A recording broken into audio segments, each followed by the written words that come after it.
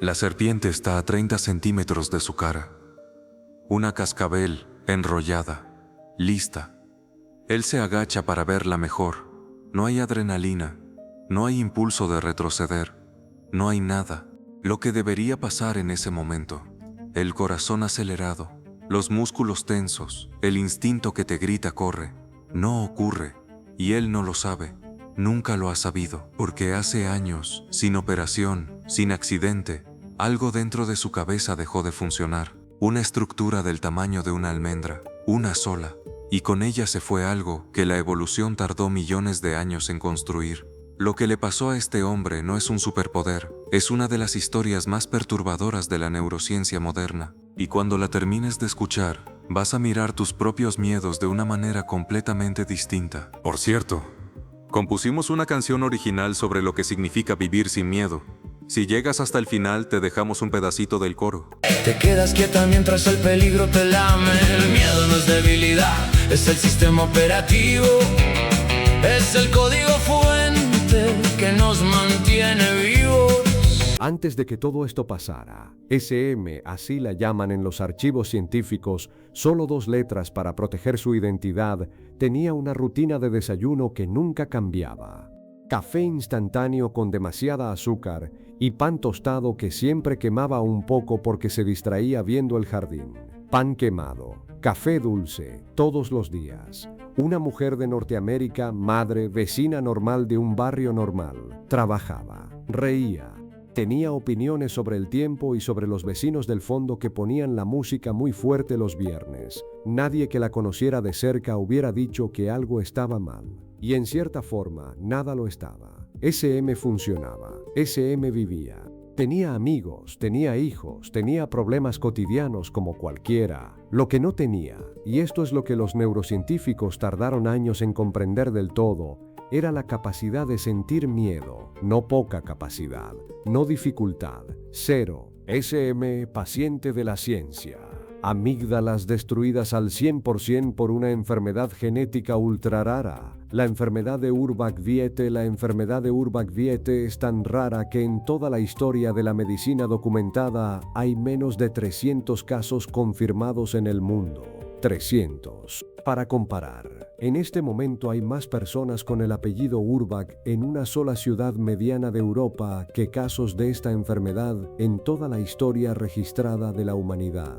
Lo que hace esta condición, en su forma más severa, es calcificar tejido blando. Y en SM, ese proceso atacó con precisión casi quirúrgica las 2 amígdalas cerebrales, no las de la garganta, sino las estructuras profundas dentro del lóbulo temporal, las que procesan el miedo. Cuando los investigadores de la Universidad de Iowa la encontraron, llevaban décadas buscando a alguien así. Lo que descubrieron los cambió para siempre. Para entender lo que significa no tener amígdalas funcionales, necesitas saber qué hace esa estructura normalmente. La amígdala no es el único lugar donde se procesa el miedo. El cerebro es redundante, cauteloso, construido para sobrevivir, pero la amígdala es el nodo central, el detector de amenazas, la alarma que decide antes de que tú seas consciente de nada que algo en el ambiente es peligroso. Cuando ves una araña y das un paso atrás antes de pensar araña, eso es tu amígdala. Cuando alguien te sorprende en un pasillo oscuro y tu corazón late antes de reconocer que es tu compañero de trabajo, eso es tu amígdala. Opera por debajo del pensamiento consciente, es más rápida que tú, y en los años 80 y 90 la neurociencia aún no entendía del todo cómo funcionaba. El campo estaba en plena revolución, las técnicas de imagen cerebral comenzaban a mostrar cosas que antes eran imposibles de ver, y los investigadores liderados por el Dr. Antonio Damasio y luego por la Dra. Justine Feinstein buscaban algo muy específico. Un caso humano que confirmara lo que sí sabían de ratas, de monos, de experimentos de laboratorio. Buscaban a alguien cuya amígdala estuviera destruida por completo. La amígdala dispara su primera señal de alarma en 120 milisegundos. Antes de que el ojo termine de procesar la imagen, 120 milisegundos. Si parpadas, tardas más que eso. Imagina que eres tú.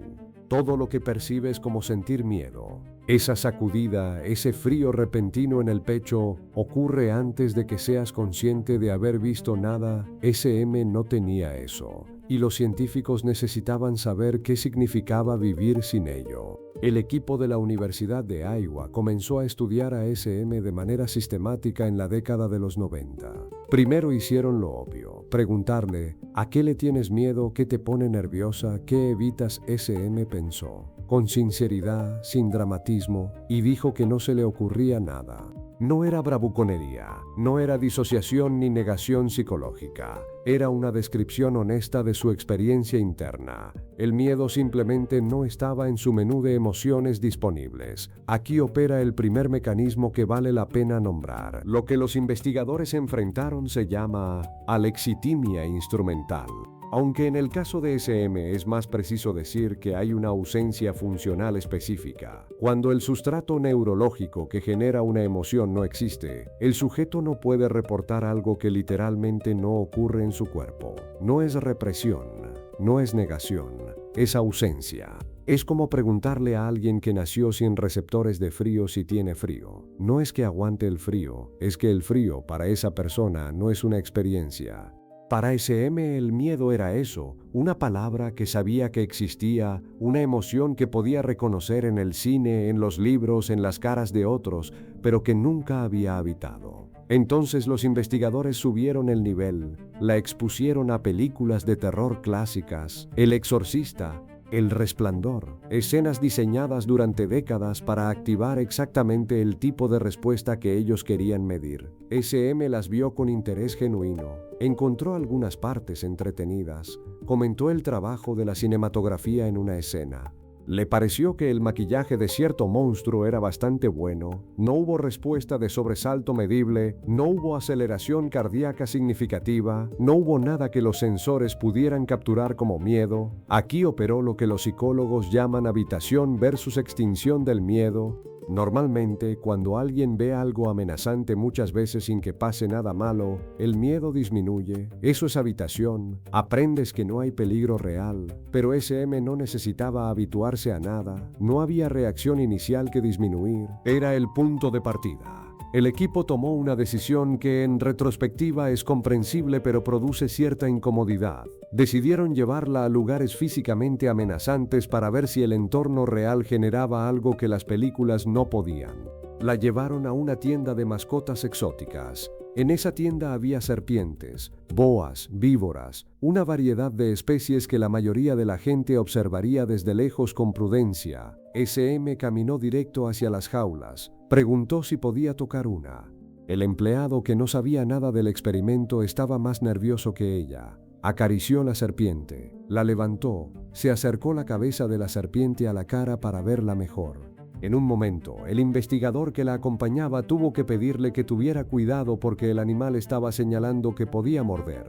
SM retiró la mano, no por miedo, por cortesía con las instrucciones del investigador. Ese momento activa otro mecanismo psicológico que vale la pena nombrar. Lo que SM hacía con las serpientes se llama aproximación sin señal de amenaza aprendida. En sujetos normales, el historial evolutivo y el aprendizaje cultural han construido una respuesta automática de distancia ante ciertos estímulos. Serpientes, arañas, alturas, oscuridad.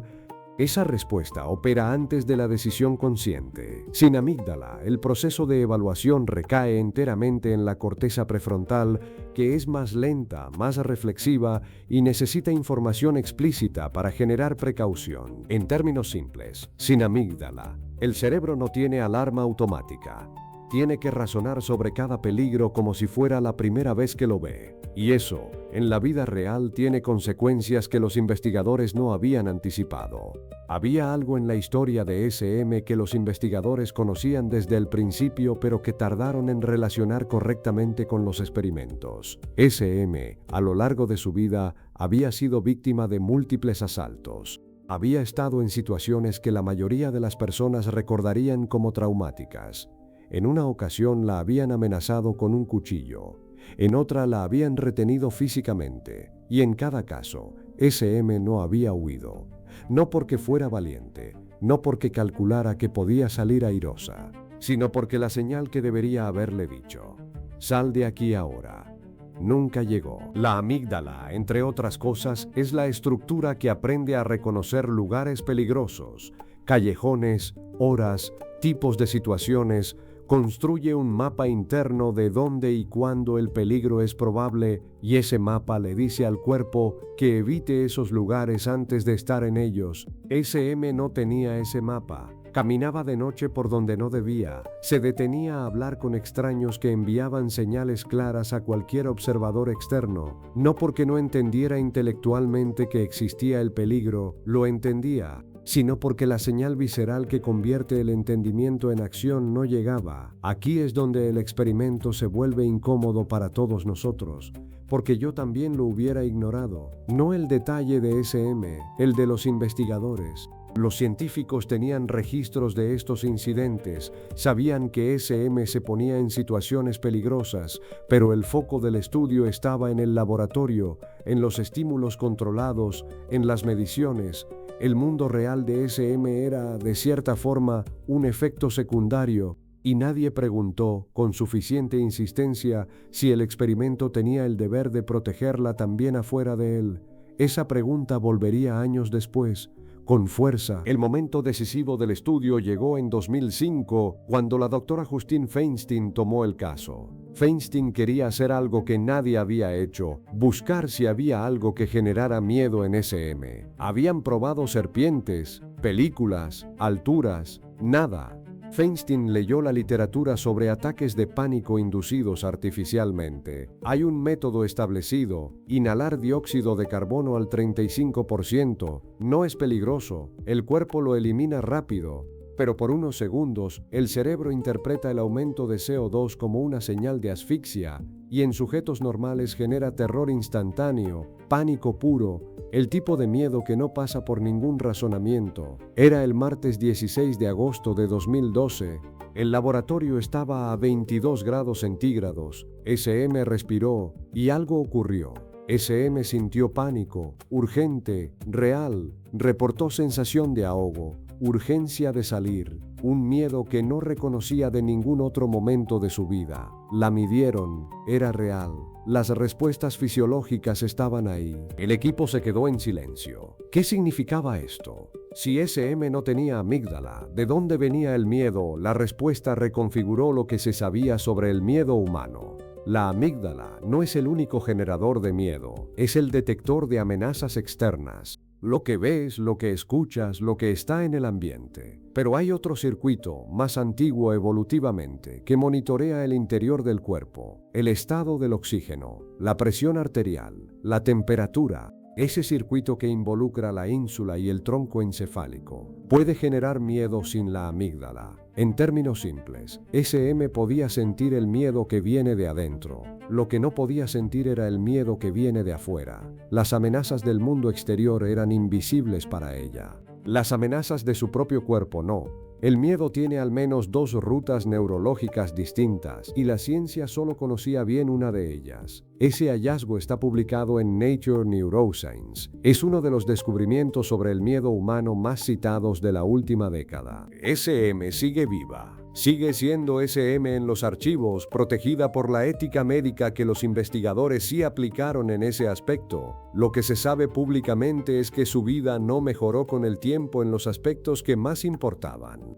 La incapacidad de detectar amenazas externas no es un superpoder en ningún contexto práctico. Es una discapacidad que el mundo no está construido para acomodar, pero quizás la consecuencia más inesperada no le pasó a ella, le pasó a la neurociencia. El caso SM obligó a revisar modelos que se daban por cerrados. Los libros de texto de psicología que describían la amígdala como el centro del miedo empezaron a editarse. No es el centro, es uno de los nodos. Y esa distinción importa enormemente cuando diseñas tratamientos para el trastorno de estrés postraumático, para las fobias, para los ataques de pánico. La doctora Feinstein pasó años posteriores trabajando en tratamientos para TEPT basados en el estudio del CO2 en SM. La lógica es notable. Si SM sin amígdala, podía sentir pánico interno, entonces quizá algunos pacientes de TEPT con amígdalas hiperactivas podían reaprender a calibrar su respuesta de miedo usando exposiciones controladas a CO2. El trabajo continúa, y hay una ironía que los investigadores nunca verbalizaron públicamente, pero que está ahí. En los datos, el miedo de SM al CO2, ese único miedo que tenía, era en cierta forma más puro que el de cualquier sujeto de control. Sin historia, sin aprendizaje previo, sin asociaciones culturales, solo la señal biológica más básica, el único miedo que no se puede desaprender porque no se aprende, viene de fábrica. Hay un patrón en esta historia que reconocemos aunque nunca lo hayamos vivido en su forma extrema. El miedo, en el día a día de la mayoría de nosotros, no funciona tan bien como creemos. Estás en esa conversación incómoda con tu jefe y no dices lo que piensas. No porque hayas calculado las consecuencias, sino porque algo en tu interior disparó una alarma antes de que formaras la frase. Sigues en esa relación más tiempo del que debías, no porque hayas decidido conscientemente quedarte, sino porque la amígdala ha aprendido a asociar la idea de salir con una amenaza, y esa asociación opera por debajo de tu razonamiento. Evitas esa conversación, ese proyecto, ese número de teléfono, y cuando alguien te pregunta por qué, dices no sé, no es el momento. Eso se llama evitación mediada por el miedo, y es quizás el comportamiento humano más común del que menos se habla. Lo que SM muestra en su forma más desnuda es que el miedo es infraestructura, no es una debilidad. Es el sistema que convierte la información del entorno en acción. Y cuando esa infraestructura falla en cualquier dirección demasiado o muy poco, la vida se vuelve más complicada de maneras que son difíciles de nombrar. Los investigadores que estudiaron a SM pasaron décadas buscando a alguien sin miedo. Lo que encontraron fue que el miedo no es una sola cosa, no tiene un solo interruptor, tiene arquitectura, y que entender esa arquitectura significa entender algo sobre por qué hacemos lo que hacemos, por qué no hacemos lo que sabemos que deberíamos hacer, y por qué a veces el cuerpo llega antes que la razón. SM sigue haciendo su café con demasiada azúcar, o eso me gusta imaginar. Ese detalle absurdo, el pan quemado, el café dulce, es lo que más me quedó de todo esto. Porque es lo que recuerda que detrás de cada caso clínico, detrás de cada hallazgo publicado en una revista con nombre en latín, hay una persona que tiene una mañana, que desayuna algo, que mira por la ventana y que vive con lo que tiene. Antes de que te vayas, una pregunta que no tiene respuesta cómoda. Si pudieras apagar tu miedo, solo para los momentos en que sientes que te paraliza, que te impide vivir, que te hace más pequeño, ¿lo harías? ¿Y cómo sabrías cuándo reapagaras fue demasiado tarde? Eso es lo que la ciencia todavía no puede responder. Y por eso seguimos necesitando preguntar. Si esta historia te movió algo, un pensamiento, un recuerdo, una incomodidad que reconoces, te invito a quedarte. Aquí hacemos exactamente esto. Casos que abren puertas que creías cerradas. Y como te prometimos al principio, aquí está el coro de la canción que compusimos para este caso.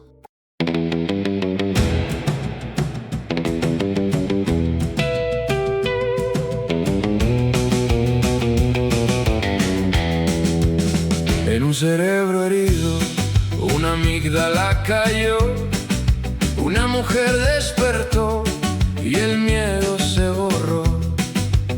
Caminaba por la cornisa sin mirar abajo, le sonreía a la muerte como un viejo amigo.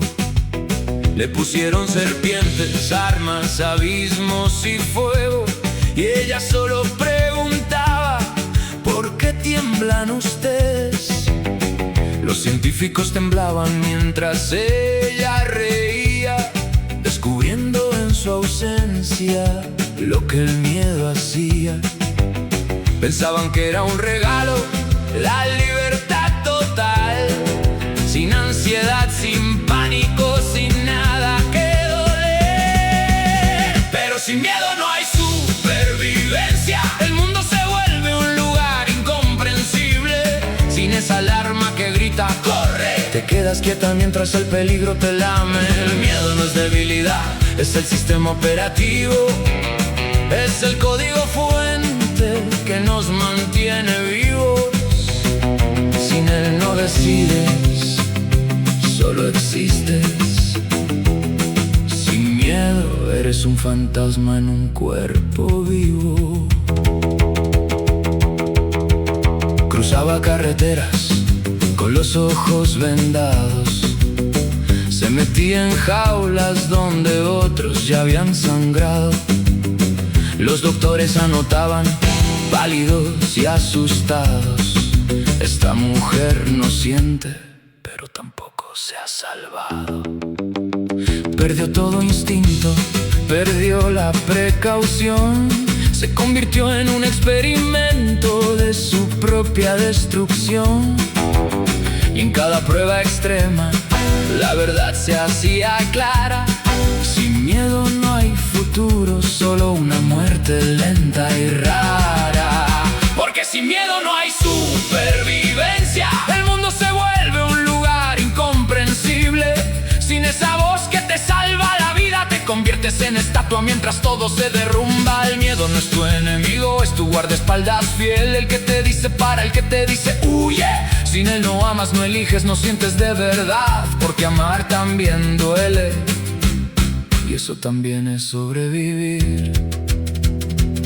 Todos pedimos ser valientes, ser libres de temor, pero nadie entiende que la valentía nace del miedo.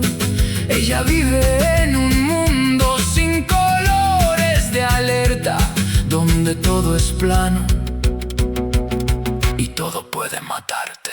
Así que agradece cuando tiembles, cuando el corazón se te acelere y el estómago se cierre.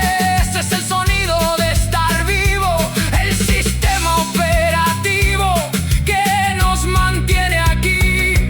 Sin miedo no hay historia, sin miedo no hay victoria, sin miedo solo queda la nada. Gracias al miedo seguimos respirando mañana. Ese menos te llamaron, pero el verdadero milagro no fue perder el miedo, fue entender por qué lo necesitamos.